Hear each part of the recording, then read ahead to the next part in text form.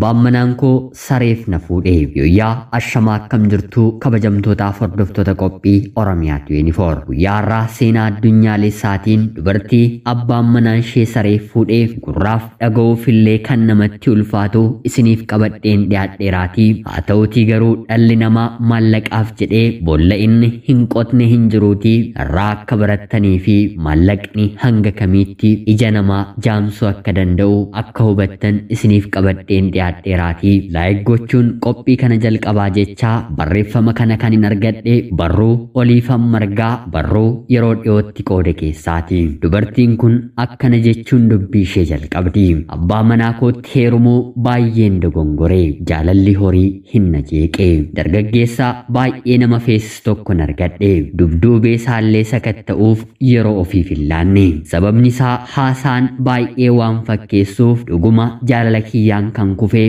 anaan baay'ee matti kan na fedhe natti fakkaatee ture wantoota inni sa'aatii guyyaa guyyaatiin natti argisiisuun ijji kiyya jaamee baay'ee waan hin jaalladheef anumtuu isa argachuuf yeroo itti hin laanne wal barree torbee lama keessatti qaamaan wal argine abbaan warraa koo kun qabeenya guddaa konkolaataa 3 fi mana jireenyaa baay'ee miidhagu tokko qaba galgala yeroo mara konkolaataa isaatiin na gaggeessee manaan na gaha yeroo na fudhatus dhufee mana fudhata boodarra jaalala isaan baay'een waan ammo'ameef fedhii fuudhaa yeroo inni natti argisiisu arraba kiyyaa duubatti hin deebisne arrabaan fakkeessee miiraan natti argisiisee ulaagaa fuudhaa guutee gara mana isaatti na galchus haa ta'uutii garuu kan inni fakkeessee na jaallataa ture dhimma waan biraafi yeroo hundaa galgala waliin dhugaatii ni dhugna hanga dhof wallaalutti erga na obaasee booda bakki ciisicha korree hanga badutti ergan dhugee joonja'ee sammuu kiyya wallaalee booda saree isaa waamuun anarra baasee walqunnamtii saalaa akka inni na waliin taasisu godha gurraaf dhaga'uufillee baay'ee namatti ulfaata haa ta'uutii garuu wanta narra gahedha gochi gadheen kun hanga ani dhugaatii dhiisutti guyyuma guyyaan narratti ta'aa ture haa ta'uutii garuu hubadheen kana hin beeku ani tasuma sareetu na waliin ciisa jedheen gonkumaa yaadeeyyuu hin beeku guyyaa tokko garuu abbaan manaan koo dhugaatii ergan dhaabee dhugaatii na obaasuuf yaale anis dhuguu waan hin barbaanneef baay'ee otoo hin dhugeen akka nama baay'ee dhugeetti machaa'aa of fakkeesseen mallattoo duraan machaa'een godhu otoon of beekuu raawwachuu tibirbiruu jechoota darbaa dudubbachuu eegale yeroo kanatti ture abbaan manaan kiyya machooftee of wallaalteetti jedhee argaa jiraachuu fi jiraachuu dhiisuu koo harkasaan fuula koorra qabee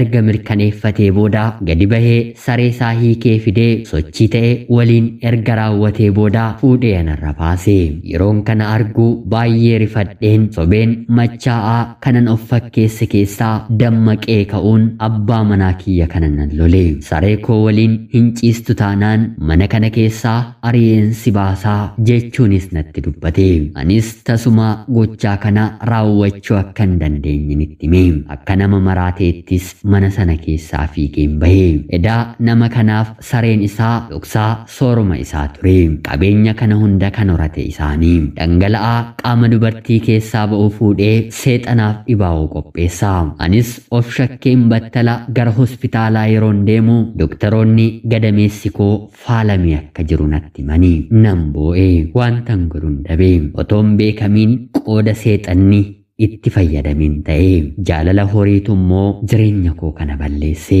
kanaaf shamarran kamuu ergaa koo kana dubbiftan akka kiyya akkan taane yoo dhiirri waadaa isiniif galee yeroo kennaa sakatta'a wanti calaqqisu hundi warqee miti jechuun aanee soojee seenaa ishee dhugaa kana qooddeetti seexanni gara namoota maallaqa jaallataniitti yeroo goru gochaa akkanaa raawwata tarii gurraan yeroo dhageessan waan akkanaa biyya keenya keessatti hin raawwatu maaliif seenaa kanallee nuuf qooddee jettanii na gaafachuu dandeessu haa ta'uutii garuu magaalaa Finfinnee keessatti yeroo ammaa wanti ta'aa jiru gochaadhaan kanaa oli dhiira ta'anii dhalatanii dhiira ta'anii dhalachuu kan jibban gara dubartiitti kan of jijjiiran durba ta'anii dhalatanii durba ta'anii dhalatuu kan jibban gara dhiiraatti kan jijjiiramaa jiran hedduun isaanii mumullachaa jiru namoonni kunillee seexanaaf qabeenyootoo hin ta'in dura akkuma qaama nama kaan fayyaalessaa sammuun isaanii sirrii ture. Haa ta'uutii garuu wantoonni jaallannu eenyummaa keenya guutuu dabarsinee kan kenninuu fi taanaan bor seenaa gara biraa kanaan wal fakkaatu keessummeessuun keenya hin oolu. Har'a toorota sooshaal miidiyaa feesbuukii fi waatsaappii akkanumallee teelegiraamiitiin maqaa keessan guyyaa dhaloota keessanii fi kanneen kana fakkaatan gaafachuun ijoollee seexanaa godhanii nama galmeessuuf maallaqa guddaa ummata jireenya rakkise irratti kan qoodaa jiran heddummachaa jiru. Namoota akkanaarraa akka of eeggattan hin barbaada. Maallaqni dhala namaaf barbaachisaa akka ta'e eenyuyyuu itti ni amana. Haa ta'uutii garuu namummaa ofii xureessuun dhala namaa waaqa isaa akka galateeffatuuf uumame garbicha seexanaa deebisanii taasisuun maraatummaan oliiti. Dafqanii halkaniif guyyaa hojjetanii qabeenya irratti qabeenyaan kan eebbifaman hedduminaan jiraatanis akkanuma garuu hojii seexanaatiin waraabessa nyaachisuun jawwee fi bofa mana keessatti sooruun du'aa balbala namaa irratti gatuun midhaan namaa keessa gangalachuun qabeenya namaa afuura hamaa hojii seexanaatiin kan mataa isaanii kan godhatan biyya keenya ollaa keenya hedduun isaanii akka jiranii ni beektu. Kunis bor dhaloonni jireenya ammayyaa keessaa jiraachaan jira jedhee of yaadu kuni kiyyoo ittiin kuffifamudha. Ammuma abbootiin amantaa kan nuun jedhaniif gurra keenya yoo kennine abaarsa gochaa kanaan biyya keenya irratti dhufu lammii keenya wallaalee jireenya kana keessatti kufu dhalootaaf illee baraaruu ni dandeenya. Dubartiin kun jalqaba qabeenyuma isaa argitee sooressa ta'uu beektee itti heerumte malee waa'ee duuba nama kanaa qorachuu feetee yeroo ittiin kennine.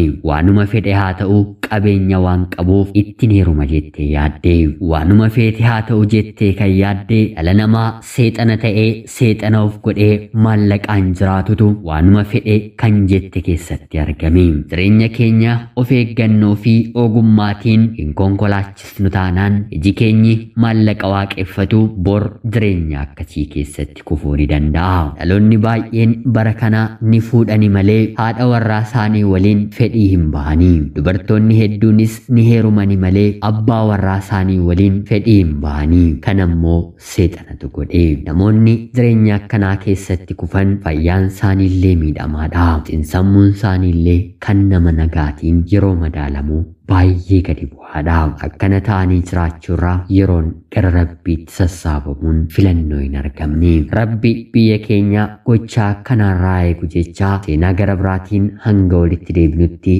bakka jirtan maraan yeroo gaariin isiniif hawwa. Turtii gaarii.